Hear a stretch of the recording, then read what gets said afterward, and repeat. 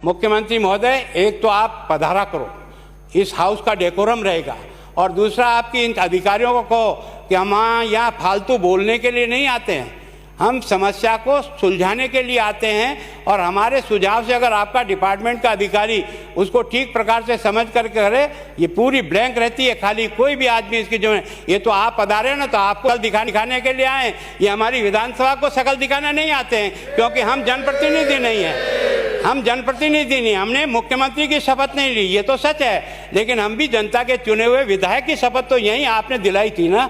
तो हम लोग क्या, इतने लोग जो आते हैं वो कोई अपने दिल दिमाग से काम करने के लिए नहीं आते, हम आपकी मदद करने के लिए नहीं आते।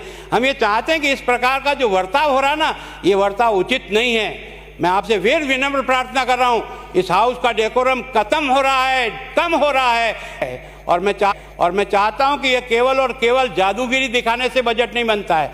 ये आपने बजट में जादूगिरी दिखाई, इस जादूगर का खेल जमीन पे उतार दो तो हम पहले आदमी होंगे जो आपका खुल करके समर्थन और सहयोग और आपकी तारीफ करेंगे। लेकिन केवल और केवल झुंझुना पकड़ा करके भाटे लगवा दो, और ये कि यहाँ आ रहा है, क्या आ रहा है, भाटा आया है, अभी तो 17 साल तक योजनाएं पड़ी रहती है। और मैंने कुछ नमूने आपको बताए हैं, इस प्रकार के नमूनों की जांच कौन करेगा, इसको कौन देखेगा, कौन इसको ठीक करेगा। मेरी विनम्र प्रार्थना है, इस बजट के जो आपने पुराने पेश किए, जो 19 से मेरे पास उपलब्ध हुए, मैंने आपके सामने रखा है, और ईमानदारी से उनकी पूर्ति नहीं हुई, इसकी पूर्ति भी नहीं होगी।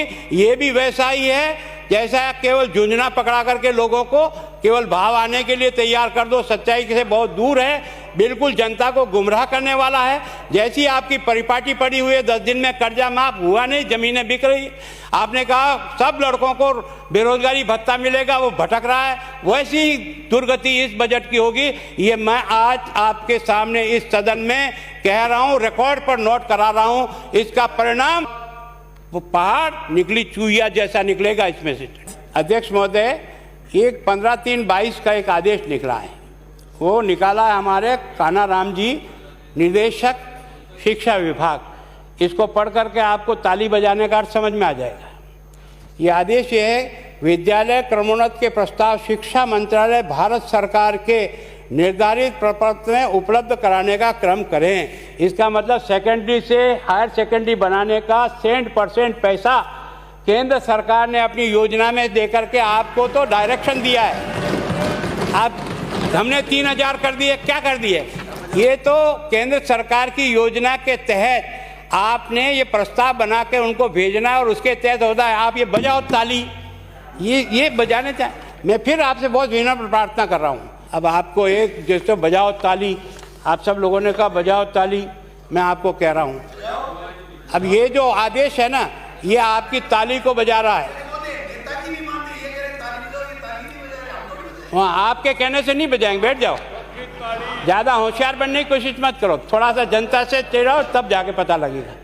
इतनी हैकड़ी करने की जरूरत नहीं है, कम से कम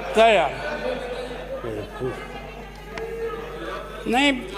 कभी कभी क्या है, उनको लगता है ना, समय के पहले जो ऊंच जाते हैं तो पैर जमीन से छूट जाते हैं। समय बताएगा तो समय।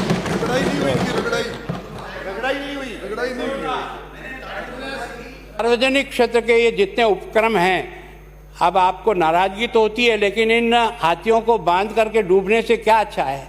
समय रहते इसका ठीक उपयोग करो, या इसको राइट ऑफ करने का प्रयास करो। कब तक राजस्थान की जनता इस तरह से पैसे देती रहेगी?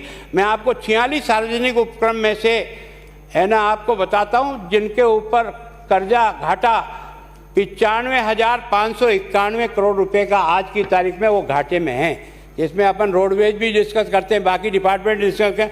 आप चाहे तो ये सारे डिपार्टमेंट भी मेरे पास लिखे हुए हैं कि जिन डिपार्टमेंट में इस प्रकार से जो है ना घाटा हुआ।